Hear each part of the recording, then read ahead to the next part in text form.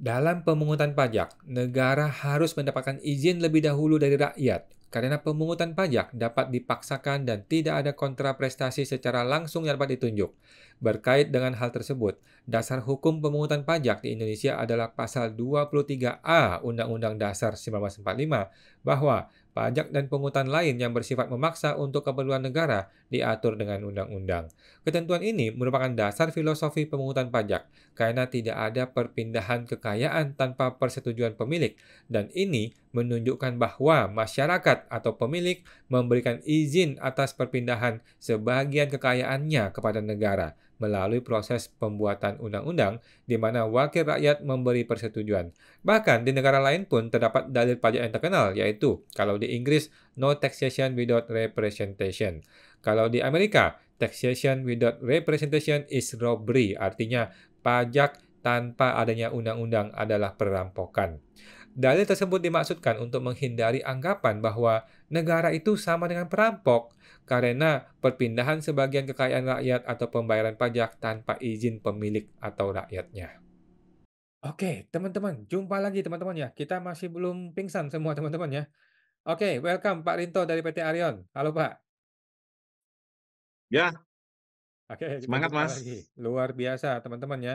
PT Arion adalah, gua rasa mungkin satu-satunya di Indonesia wajib pajak yang sedang dizolimi, tetapi dia bersedia untuk terbuka untuk umum, bersedia bersedia untuk kita bongkar sama-sama, gitu teman-teman ya. Bersedia untuk kita buka sama-sama, Hmm. transparan dan terbuka apa adanya supaya nggak ada fitnah, nggak ada saling menuduh, tetapi terbuka apa adanya dan hal-hal seperti ini nih mungkin nggak pernah terjadi dalam sejarah teman-teman ya. Ada orang bersedia terbuka untuk umum dan kita nyatakan respect dan hormat kepada PT Arion ya dengan Pak Rinto. Oke, sekarang ini mengenai dugaan perampokan pajak ya. Dugaan teman-teman ya, Ya. dugaan ya, bukannya Hmm. menuduh ya. Dugaan perampokan pajak Hmm. ini seri yang ketiga, di mana topiknya adalah kalau nggak salah mengenai tidak adanya pemberitahuan perpanjangan jangka waktu pengujian pemeriksaan lapangan. Jadi ada pemeriksaan lapangan, kemudian diperpanjang, tetapi tidak ada pemberitahuan atau terlambat diberitahuan atau apalah. Oke, mungkin langsung ke bosnya nih, Pak Rinto. Bagaimana tuh ceritanya, Pak? Boleh sharing kalau ada yang mau di-sharing. Oke, saya sharing dulu Mas. Bentar.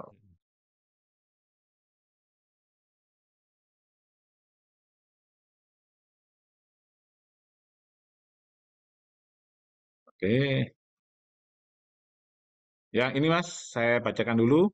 Ini adalah topik yang ketiga, yaitu tidak adanya pemberitahuan perpanjangan jangka waktu pengujian pemeriksaan lapangan, sebagaimana diatur dalam ketentuan peraturan perundang-undangan di bidang perpajakan. Ini dugaan pasal yang dilanggar oleh oknum pemeriksa pajak ini adalah pasal 15 ayat 2 PMK 17 tahun 2013, pasal 16 ayat 1 PMK 17 tahun 2013 dan pasal 18 PMK 17 tahun 2013.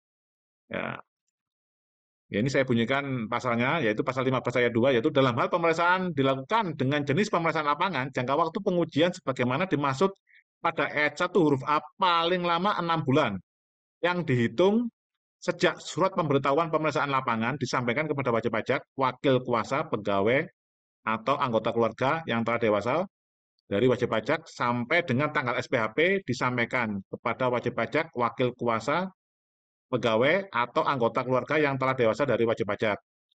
Terus pasal 16 ayat 1, jangka waktu pengujian pemeriksaan lapangan sebagaimana dimaksud pasal 15 ayat 2 dapat diperpanjang untuk jangka waktu paling lama 2 bulan.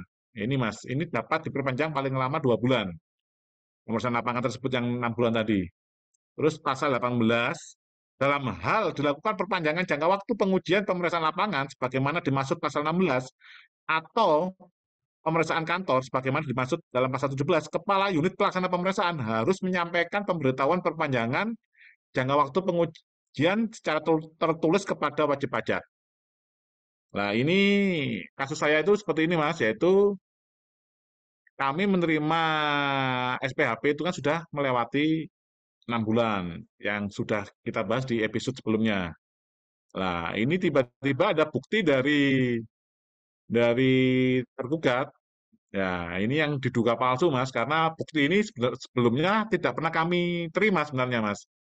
Tidak pernah kami terima dan kami terima saat sidang di pengadilan.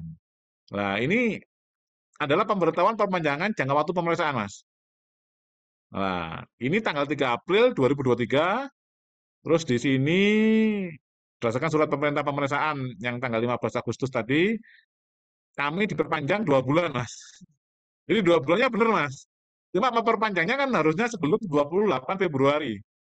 Seperti itu, Mas Awan. Seharusnya kan diperpanjang sebelum 28 Februari. Nah, ini sudah surat ini tidak pernah kami terima, mereka membuat bukti yang diduga palsu, yaitu tanggal 3 April, di sininya ngomong 2 bulan, Mas. Seperti itu, Mas Awan. Jadi, ini kalau dari buktinya, Ini masih nah Pak Agus ini, lagi ya. ya, ini masih Pak Agus, Mas. Nah, Oke. Jadi nah, yang anehnya ini, Mas, yang anehnya dari surat ini, Mas, itu atas namanya Kepala Kantor Wilayah Direktorat Jenderal Pajak Jatim 3, Mas, bukan atas nama Dirjen Pajak, Mas. Pernah saya baca-baca, yang saya ketahui, Mas Awan, itu ini Mas, ada namanya pelimpaan wewenang. Nah, itu pelimpaan wewenang itu bisa Dirjen Pajak langsung kepada Kepala Bidang Pemeriksaan Penagihan dan Intelijen ini, Mas. Tidak ada, Mas, yang namanya surat ini atas nama Kepala Kantor Wilayah itu tidak ada, Mas. Jadi atas namanya itu kalau pemeriksaan pajak itu semua itu karena semua atas nama Dirjen Pajak. Seperti itu, Mas, yang saya pahami. Nah, ini juga ada bukti ini juga kami terima di saat persidangan, tiba-tiba surat ini, Mas, seakan-akan diterima oleh tim saya secara langsung, Mas. Ini ada parafnya, ini yang kami tanda. Ini nggak tahu paraf siapa. Makanya kan kami ini tulis di atas tadi adalah bukti yang diduga palsu. Seperti itu, Mas Awan. Jadi mereka memperpanjang 2 bulan, tapi 3 April, Mas, yang seharusnya tadi di episode pertama tadi adalah harusnya 28 Februari. Namanya memperpanjang kan harusnya kan sebelum habis, Mas. Yang bunyi ini, Mas, yang bunyi pasal berapa? Pasal 16 ini, Mas. Jangka waktu pengujian pemeriksaan lapangan sebagaimana dimaksud pasal 15 ayat 2 dapat diperpanjang jangka waktu paling lama 2 bulan. Dan sesuai dengan pasal 18 harus disampaikan secara tertulis kepada wajib pajak. Seperti itu, Mas Awan. oke. Jadi menurut pemeriksa pajak itu mereka sudah membuat surat perpanjangan dan sudah memberitahukan surat perpanjangan. Menurut mereka begitu ya? Betul, betul, Mas. Heeh. Oke. Sekarang kalau kita lihat surat tersebut, surat itu kan tanggal 3 April, di mana itu sudah melewati 6 bulan. Betul, Mas. Betul, Mas. Heeh. Berarti surat itu kalaupun betul dibuat, toh tetap sudah salah cacat karena tanggalnya melewati 6 Betul, bulan. betul, Mas. Betul, Mas. Oke. Heeh. Sekarang kita anggaplah surat itu betul-betul eksis dan betul dibuat tanggal 3 April. Menurut pemeriksa, surat itu sudah diberikan dan sudah diterima oleh wajib pajak, betul ya? Ya, menurut pemeriksa. Nah, Tapi sekarang kami tidak merasa menerima. Heeh. kita kan tidak merasa menerima. Ya. Apakah Bapak ada bertanya kepada pemeriksa kapan dan di mana dia memberikan dan memberikan surat tersebut?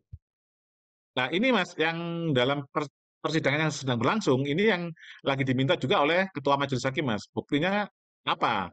Seperti itu, Mas. Atau bukti Karena kurir atau apa itu loh, Mas. kalau kita lihat tadi itu kan tanggalnya 3 April itu kan cuma di paraf doang tapi nggak ada tanggalnya kan? Betul. Coba Nah, kita lihat kembali Pak tadi parafnya tadi itu. ini Apakah Mas. ini betul parafnya pegawai Bapak? Bukan, Mas. Oh bukan. Bukan. Berarti udah dipalsukan, udah diduga dipalsukan, salah lagi? Betul, Mas. Oke. Jadi saya rasa Pak ya, karena ini masih dalam waktu, oh ini sudah lewat, mungkin udah setahunan lewat ya.